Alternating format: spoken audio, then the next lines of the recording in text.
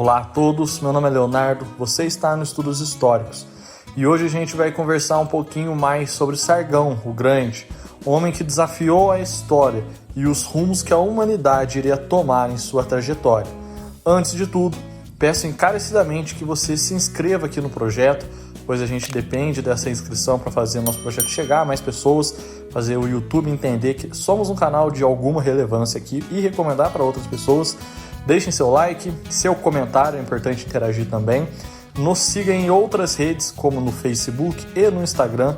Por lá a gente tem diversas publicações semanais, publicações quase que diárias por lá também. Então vocês vão gostar de estar seguindo o projeto Estudos Históricos nas mais diversas plataformas, tá bom? Do mais é isso, fiquem por aqui e vamos ao vídeo. Sargão, cujo nome em acádio significa rei legítimo ou rei verdadeiro, é descrito como um líder militar excepcional e um enérgico administrador. Acreditado com várias conquistas na região que abrange o sul do Iraque, norte da Síria e o Líbano, assim como também a Turquia, foi o fundador da dinastia de Akkad e governou por 56 anos, entre 2270 a 2215 a.C.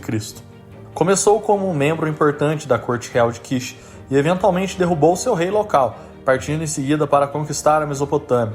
Seu império abrangeu desde Elam até o mar Mediterrâneo, incluindo toda a Mesopotâmia, partes do Irã e Síria e possivelmente regiões do sul da Anatólia e da Península Arábica. Ele governou a partir da nova capital, Acádia ou Akkad, que, de acordo com a lista dos reis sumérios, teria construído ou reformado, situando-a às margens do rio Eufrates, embora muito ainda se discuta sobre a real localização dessa cidade. Sargão foi o primeiro líder militar conhecido a criar um império multiétnico e governá-lo a partir de um centro, tendo a sua dinastia dominado a Mesopotâmia por mais de 150 anos. Ainda de acordo com a lista dos reis sumérios, que relata que Sargão, cujo pai era um jardineiro ou copeiro do rei Ur-Zababá, tornou-se rei da Acádia, onde construiu a cidade de Agadir, reinando por 56 anos.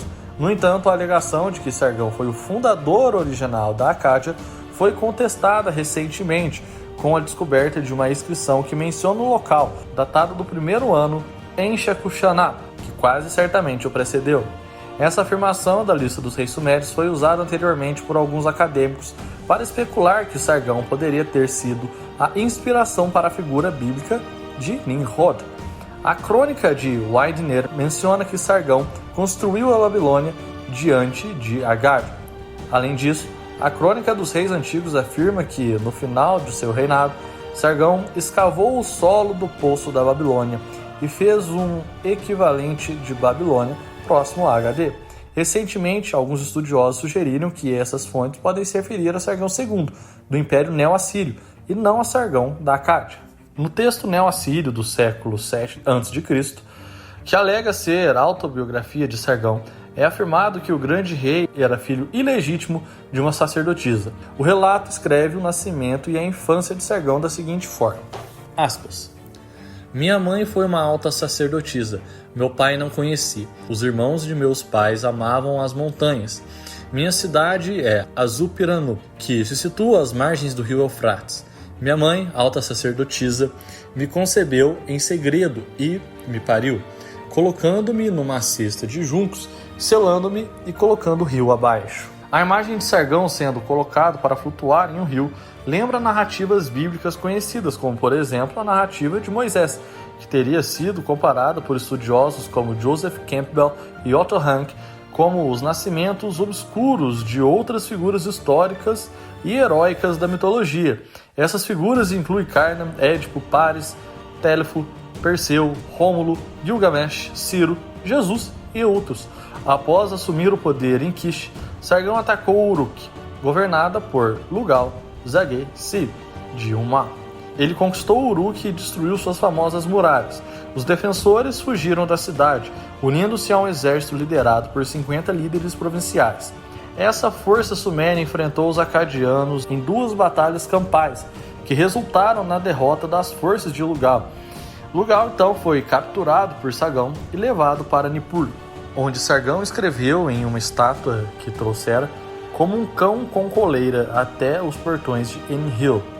Sargão então seguiu seus inimigos até Ur e depois para o leste, chegando até Lagash, no Golfo Pérsico, e depois a Umma.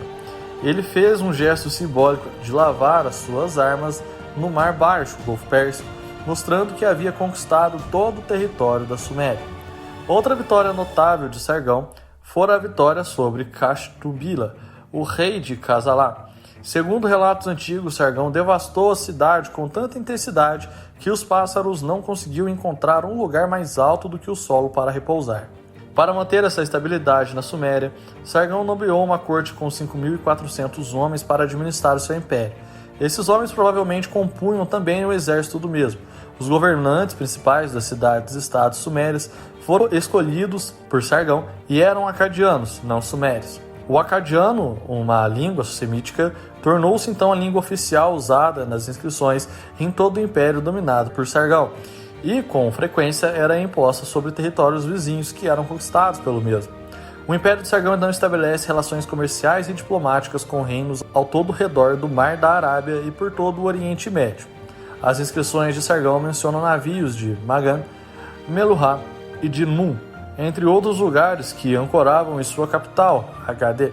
As antigas instituições religiosas da Suméria, amplamente reconhecidas e adotadas pelos semitas, foram respeitadas durante o reinado de Sargão.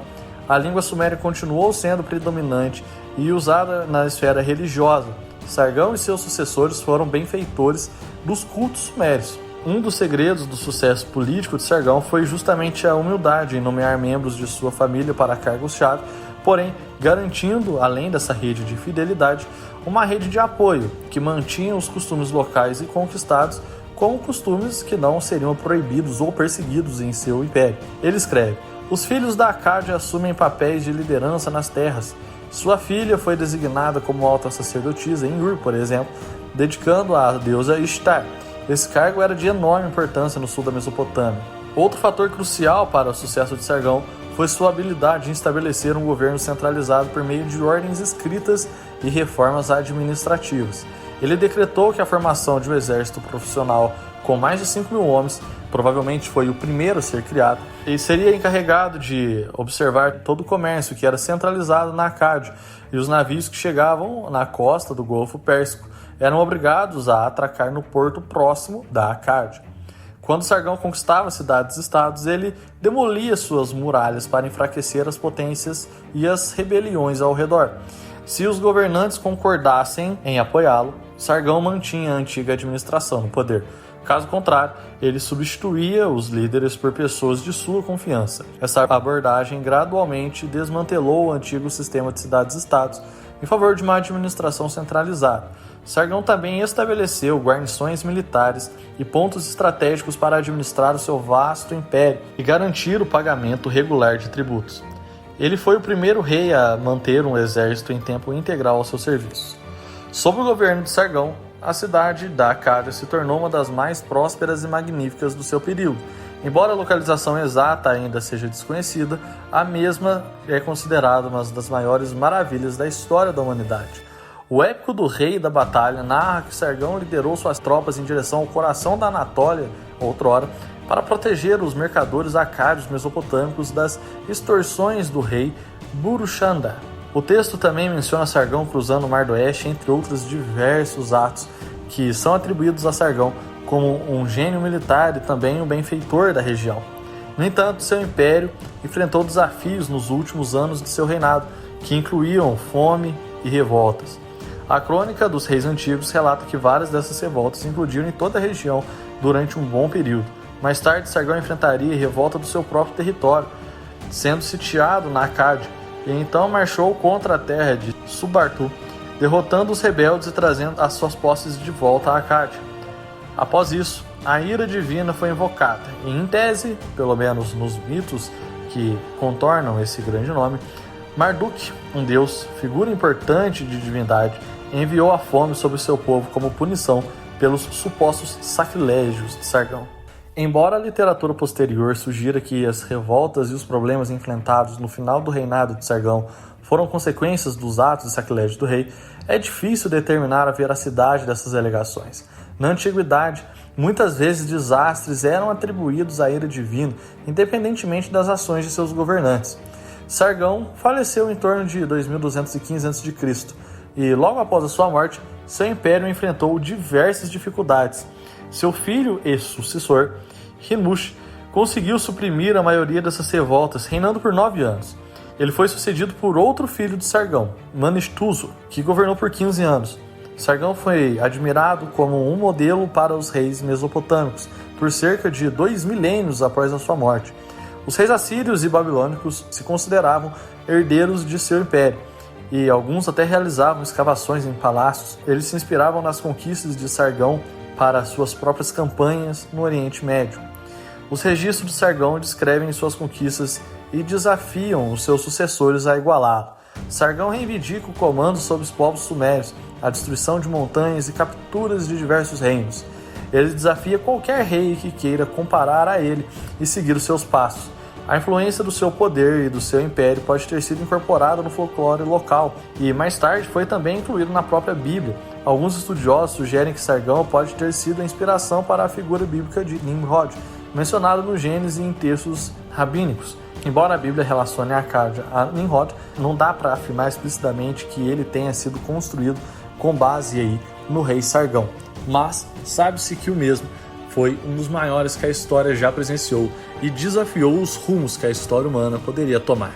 Bom, do mais é isso, esse foi um breve resumo aqui sobre a figura de Sargão, um pouco do que envolve a mitologia desse grande imperador, o primeiro imperador da humanidade, alguns diriam, um pouco do que envolve os relatos históricos e mitológicos dessa figura, as conquistas, feitos, mas é muito mais um vídeo introdutório aí. Se você quer se aprofundar, a gente aconselha aí leitura de outros textos que tem por aí. Enfim, tem muito material para se aprender sobre esse tema. Espero que tenham gostado. Fiquem por aqui, se inscrevam, comentem, deixem sua curtida e espero vocês no próximo vídeo. Até mais e tchau, tchau.